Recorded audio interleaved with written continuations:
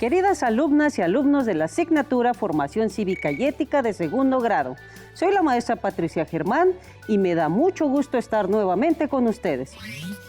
La sesión se titula Algunas experiencias de la no violencia y en ella reconoceremos que la no violencia es un medio muy eficaz para solucionar conflictos sociales o políticos. Además de que el diálogo y el respeto implican alta conciencia por la igualdad y la justicia. En esta ocasión se explicará la importancia de valorar las implicaciones del método y praxis de la lucha no violenta. También conocerán los postulados de Satyagraha y los de la abstención de la violencia, con ejemplos de acciones que contribuirán a identificar conflictos sociales y políticos, para que asuman la no violencia como una postura de vida. Les invito a que se acomoden y presten atención a la información que analizaremos de forma conjunta. Antes de comenzar, les recuerdo que es muy importante mantener los hábitos de higiene, como son el constante lavado de manos y el uso correcto del cubrebocas, así como mantener la sana distancia. Preparen su cuaderno o una hoja blanca, bolígrafo o un lápiz. Si son personas con discapacidad visual, necesitan hojas Leyer, punzón y regleta. A lo largo de la sesión, anoten por lo menos 5 ideas generales sobre el tema y todo lo que consideren relevante.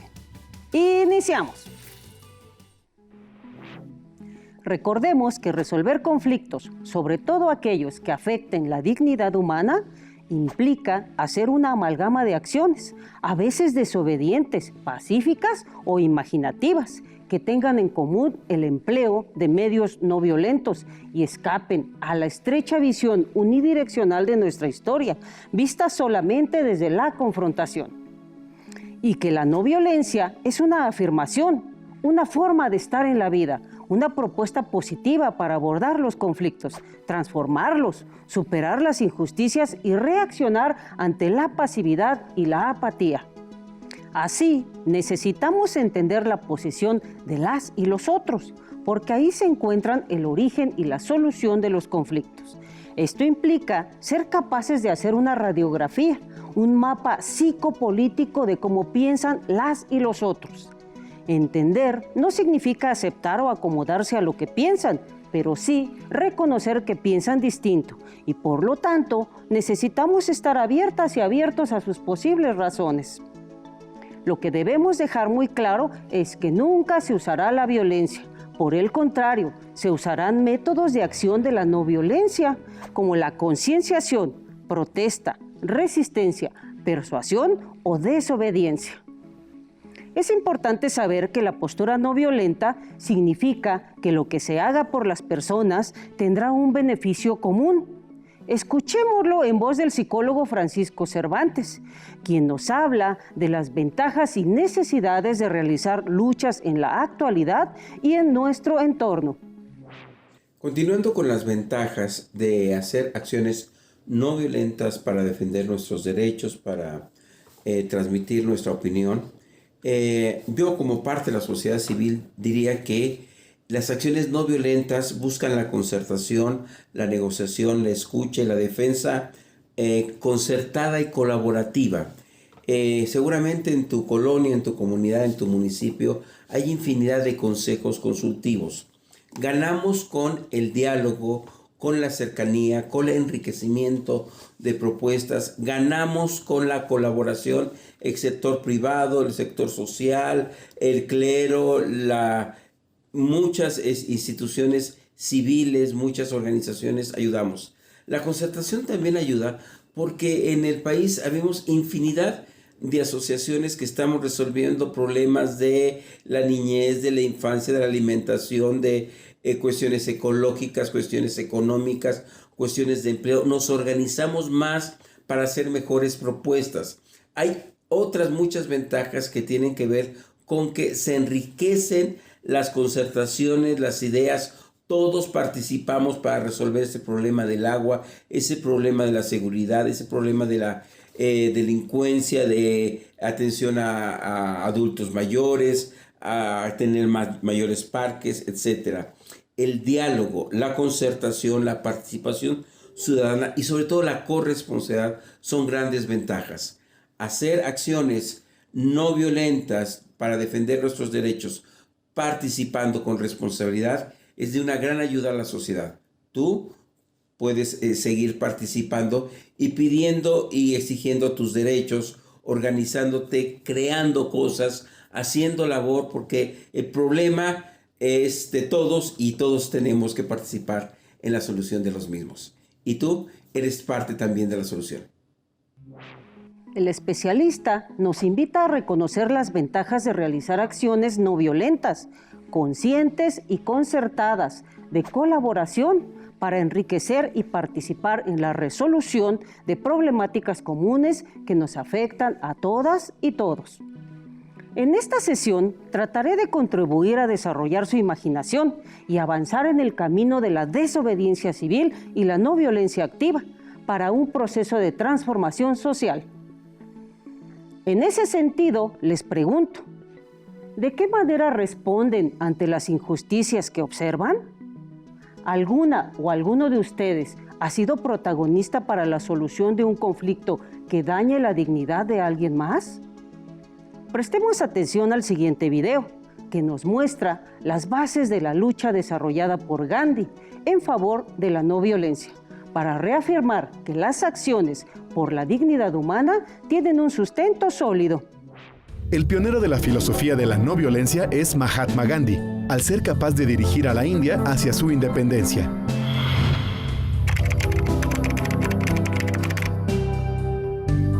En 1915, Mahatma Gandhi regresó a la India desde Sudáfrica, con el objetivo de liderar el movimiento de independencia de su país del Imperio Británico.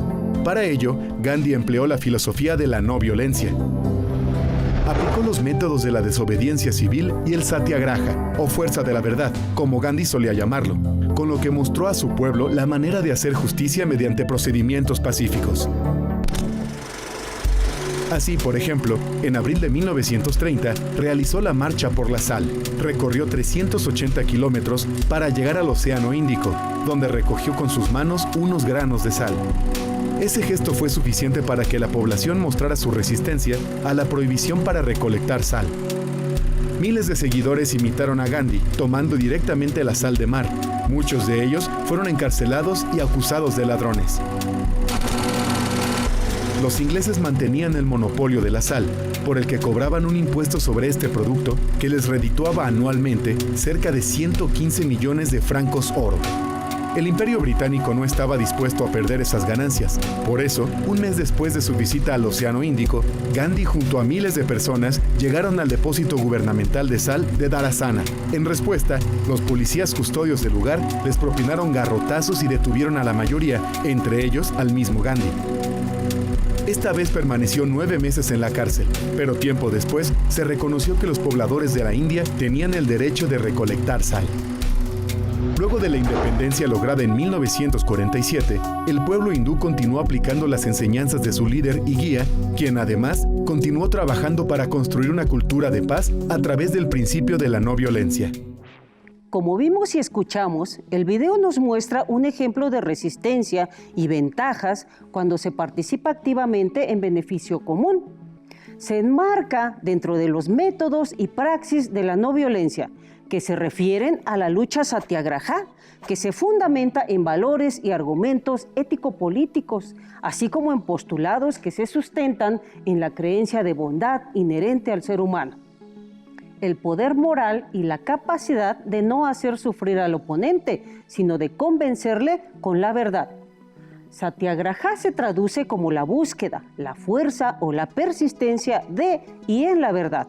Es un neologismo creado por Gandhi para calificar la estrategia activa y constructiva de la lucha no violenta, que pretende elevar el nivel de conciencia de la población ante las injusticias, entendiendo la verdad como método político. Gandhi propone utilizar la no violencia y la resistencia, convirtiendo a quienes la practican en virtuosos y justos. Los principios generales de la lucha satyagraha se reflejan en 5 condiciones a poner en práctica. 1. Abstención de la violencia, que significa la adopción de técnicas que no comportan amenaza, sufrimiento, lesión del derecho a la vida o a la dignidad física y psicológica. 2. Disposición al sacrificio, que requiere compromiso, coraje y sacrificio. Considera que la no violencia no es aceptar pasivamente la opresión. Toda lucha comporta niveles de tensión, sufrimiento e incluso la muerte. Disposición a sufrir como testimonio de la seriedad con la que se lucha por una causa noble y justa. Disposición a soportar la violencia de la otra persona, no con pasividad, más bien accionando ante las injusticias. 3. Respeto por la verdad. Busca el bienestar de todas y todos, haciendo vigentes los valores éticos y de apertura para persuadir al adversario o ser persuadido por éste. 4. Empeño constructivo. Exige contar con la colaboración del adversario, asumiendo que existen contradicciones y antagonismos, pero también intereses comunes o fines genéricos que permiten comunicación. 5. Gradualidad de los medios.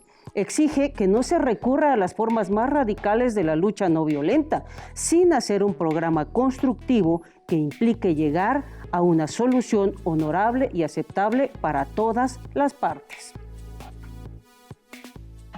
Les invito a atender nuevamente al especialista, quien nos habla de la importancia de seguir procesos para conseguir la vigencia de los derechos, así como de llevar a cabo acciones para defender la dignidad humana y cumplir necesidades fundamentales. Hola, espero se encuentren muy bien. Saludos. Ahora nos toca hablar acerca de la lucha no violenta en los entornos sociales. El entorno social es la escuela, la calle, el trabajo, la universidad, el mercado, el hospital, donde estamos conviviendo. Nosotros como personas tenemos necesidades: transporte, alimentación, escuela, trabajo, salud, un lugar para jugar, la luz en las calles. En fin, tenemos una serie de necesidades y también tenemos derechos civiles, a ser bien tratados, derechos humanos, a la no discriminación, a tener un empleo, a tener un nombre, a recibir lo que a nosotros nos toca, un salario y todo lo que la ley ahí nos señala. En ese sentido, a veces nuestros derechos, nuestras necesidades no están suficientemente satisfechas, suficientemente cubiertas por parte de las autoridades a quienes les tocaría ayudar a cubrirlas. En este sentido, es muy legítimo ir a pedir que tengamos una escuela, tengamos pavimento, tengamos luz, el dinero que se ha designado para tener un parque público, para las medicinas, para ciertos programas sociales, se esté cumpliendo. A veces no se está dando. Entonces tenemos el derecho de protestar para defender nuestros derechos. Para entender bien el tema, la defensa de nuestros derechos no violenta, pues contrasta con la violenta. La violenta es romper vidrios, a gritar, a estar haciendo cosas indebidas, a quemar, a estar en una lucha contra las personas, a lastimarlas, a insultarlas. No logramos buenos resultados con eso. En cambio, cuando nosotros sabemos cuáles son nuestros derechos, podemos estar en una situación de diálogo, de seguridad, de búsqueda de solución hacia nuestras demandas, de tener participación, de tener corresponsabilidad, de saber cuáles son nuestros derechos ciudadanos, ¿sí? A tener una escuela, a no ser maltratado, a tener seguridad, a que no se me insulte, a que no me agarre la policía y me esté ahí maltratando, inventándome delitos que no son. Por tanto, tenemos que ir progresivamente conociendo cuál es la situación y pedir primero directamente el respeto a nuestros derechos, irlos exigiendo. Cuando esto no es posible, bueno, vamos con las siguientes autoridades y les decimos: esto es lo que está pasando y necesitamos que se resuelva, que se respeten nuestros derechos. Puede ser que no se nos esté respetando, que no se nos informe sobre ese uso de recursos, que no se quiera quitar a la persona que ofende o que se quiera imponer algún otro tipo de cosas. Entonces vienen las cartas, las peticiones que no nos hacen caso. Entonces vamos poco a poco escalando de manera no violenta, buscando la solución. ¿Qué podemos hacer? Podemos ir al radio, podemos ir a la televisión, podemos ir a los periódicos, podemos hacer cartas públicas, vamos haciendo manifestaciones. Las cosas no se solucionan, hay que buscar sentarnos a mesas de diálogo, a estar platicando, a pedirle la responsabilidad a estas personas. Ya que hicimos estas situaciones de pedir cartas públicas, etcétera, y no nos están haciendo, vamos con las autoridades cada vez más grandes, más elevadas. Si era un pequeño funcionario con su jefe, si es ese jefe, bueno, pues vamos con el presidente, vamos con el gobernador, así vamos poco a poco escalando para que se nos cumplan nuestras demandas. En este sentido, es muy importante tener claro a quién le toca responder qué, cuál es la parte que le corresponde a ellos y también nosotros, como ciudadanos, haber hecho nuestra parte, haber colaborado en esa situación, haber cuidado el condicionamiento público, los parques, la luz, el transporte y todo esto. Entonces, tendríamos que reconocer que hay muchas maneras de defender nuestros derechos, de luchar por lo que nos corresponde de manera no violenta. Lo mejor es platicarlo, lo mejor es construir entre todos las soluciones y acercarnos para que se defiendan nuestros derechos, para aquella persona que fue insultada, que fue violentada, que fue injustamente tratada, corrida, maltratada, sea defendida.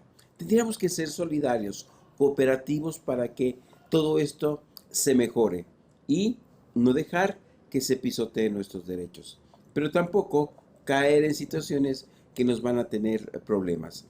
La lucha no violenta, Gandhi hacía también huelgas de hambre, se han hecho muchas cosas a lo largo del tiempo y cada vez tenemos que tener sociedades en donde tengamos más el diálogo, más la proposición, más la solución, pero también la firmeza para sostener, para manifestarnos, para hacer consensos, para hacer votaciones, para hacer encuestas, para hacer una serie de recursos que nos permite la ley para defender nuestros derechos. Podemos destacar que el especialista nos habla de la importancia de la lucha no violenta y la gradualidad en la defensa de los derechos, de responsabilidades, de generar acciones que desarrollen sociedades solidarias que dialoguen para vivir dignamente. Para complementar, les comparto los postulados de la abstención de la violencia, que son métodos de acción y resistencia ante conflictos políticos y sociales, la dominación u opresión. Se clasifican en 3 grupos. Escuchemos algunos componentes, características y observemos la gradualidad de ellos. 1. Persuasión y protesta. Se trata de un primer nivel de intervención, bajo y gradual. Ejemplos: declaraciones formales, comunicación a grandes audiencias, acciones públicas, abandono de recintos, dar la espalda. 2. Métodos de no cooperación y no colaboración social, económica y política. Son formas de resistencia que implican un mayor forcejeo y esfuerzo, como hacer boicot o huelgas estudiantiles, que implican rechazo a la autoridad. 3. Métodos de intervención no violenta. Se trata de un nivel de participación concentrado, profundo y sistemático, como ayuno, huelga de hambre, desobediencia civil o incumplimiento público de una ley. Ahora, revisemos el siguiente audiovisual, en el cual se nos ofrecen alternativas para llevar a cabo las acciones de no violencia de las que hemos conversado. A continuación, les presentamos estas estrategias. El diálogo encabeza la lista de acciones para la resolución no violenta de conflictos. Protestas públicas. Por medio de marchas, procesiones y mítines, se informa a la comunidad de las inconformidades por las cuales se sale a la calle. Usar en las protestas banderas, pancartas, carteles, mantas, luces, fotos, pintura en los rostros o en los cuerpos, portar colores o vestimentas particulares o elementos que hagan saber a los transeúntes los motivos de las manifestaciones. Instalación de campamentos en lugares públicos. Pintas responsables que no dañen el patrimonio histórico y cultural. Huelgas de hambre. Dar vueltas alrededor de un edificio en específico. Manifestaciones arriba o debajo de las banquetas. Es importante recordar que esto afecta el libre tránsito de terceras personas, por lo que deberá hacerse de forma responsable y coordinada con las autoridades. Llevar a cabo asambleas o reuniones, abandonar un recinto o guardar silencio como protesta. Evitar consumir un producto o deshacerse de él. Negarse a participar en un acto determinado. Mostrar desobediencia civil o romper vínculos con personas o asociaciones. Organizar huelgas o huelgas inversas, ya sea acudiendo a trabajar o cerrando instalaciones.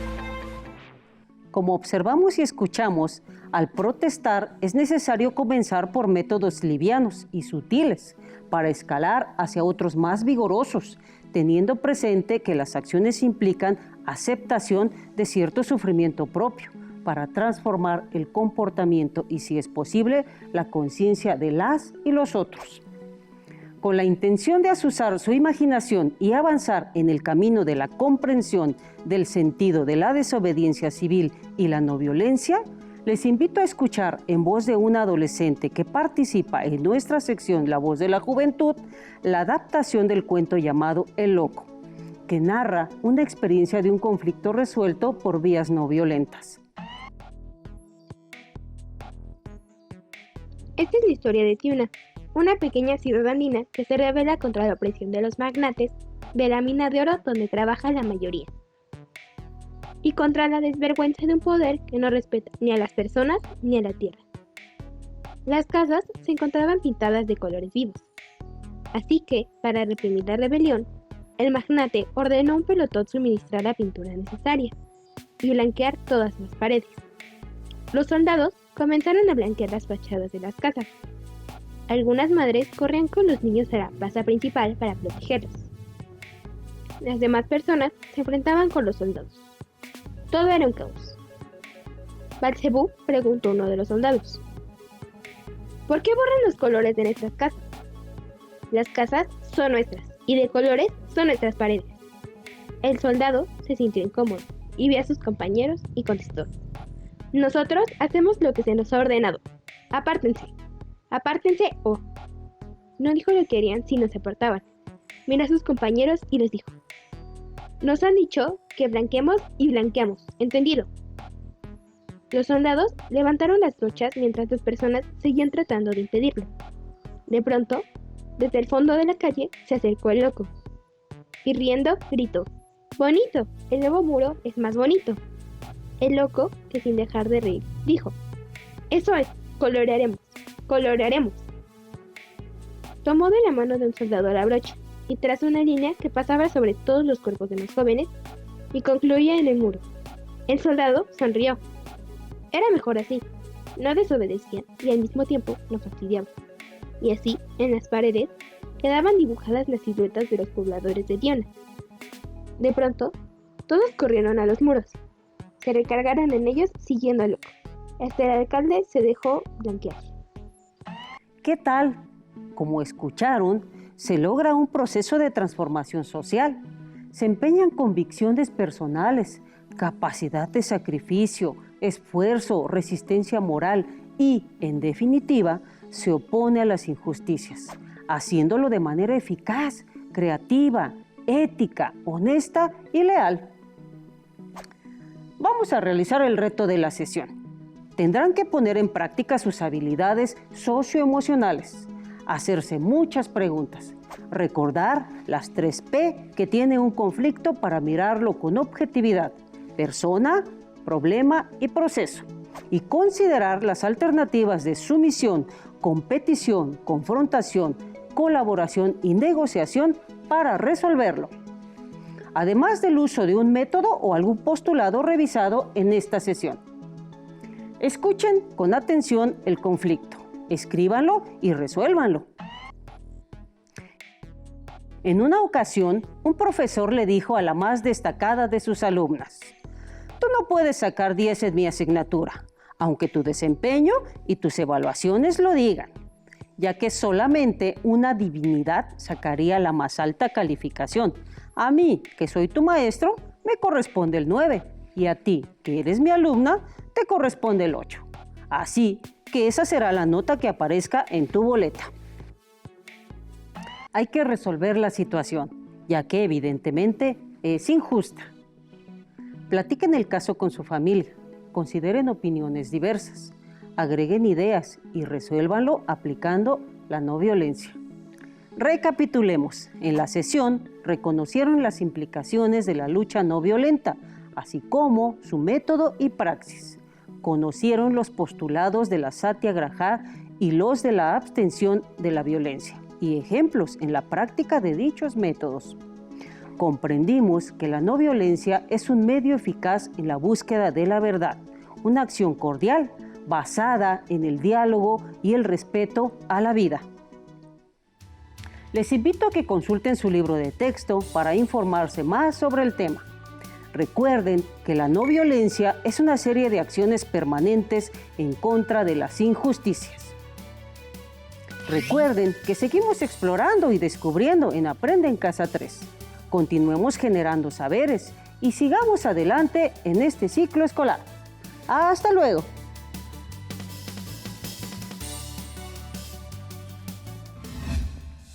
Si tienes dudas o necesitas ayuda, llama al Centro de Apoyo Pedagógico a Distancia. El número de teléfono para secundaria es el 55 36 01 71 23.